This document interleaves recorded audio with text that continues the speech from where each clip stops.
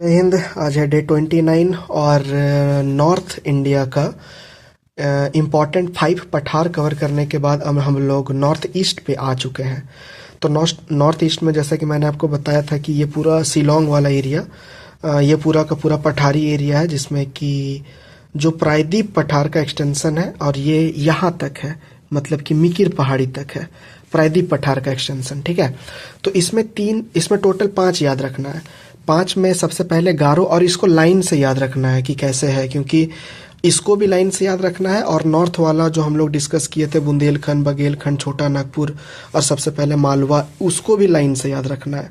तो आप पाएंगे कि पूरा का पूरा नॉर्थ से लेकर के ईस्ट तक आपको याद हो जाएगा मालवा से लेकर के यहाँ पे मिकिर रेंज तक कौन कौन सा पठार आता है, और उसको अगर सजाने के लिए दिया जाए तो वो सजाया जा सकता है। जैसे कि ये हो गया गारो, ये खासी, ये जैंतिया। तो ये तीनों में तो ज़्यादा दिक्कत नहीं होता, गारो खासी जैंतिया सुनते हुए ही आते हैं ये सब। लेकिन ये जो रेगमा और मिकिर है, ये दोनों इम्पॉर्टेंट है, क्योंकि प्रायद्वीप पठार का सबसे ईस्टर्न बिंदु यहीं पे है, मिकिर पहाड़ी। ठीक है, और इसमें एक इम्पॉर्टेंट बात है कि गारो पहाड़ी के पास नोकरेक है, जो कि एक बायोस्फीयर है। टोटल 18 बायोस्फीयर है हम लोग के, जो कि हम लोग एक शेषाचलम को कवर किए थे, कुछ दिन पहले ही कवर किए थे, तो वो भी एक बायोस्फीयर था।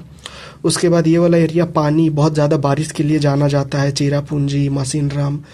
लेकिन बहुत ज़्यादा बारिश होने के बाद भी ये एरिया बहुत ज़्यादा पानी नहीं रहता है, केवल बारिश पे ही ये एरिया डिपेंड करता है। ठीक है, और एक बात इसमें एक पॉइंट और है कि ये आर्कियन युग का चट्टान है और प्री कैम्ब्रियन युग का।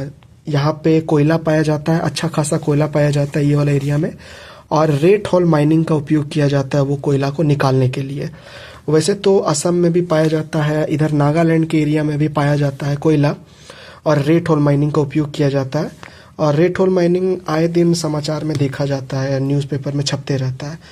तो आपको एक कमेंट करना है कि रेट हॉल माइनिंग को एनजीटी ने कब बैन किया था, एनजीटी कब बैन किया था।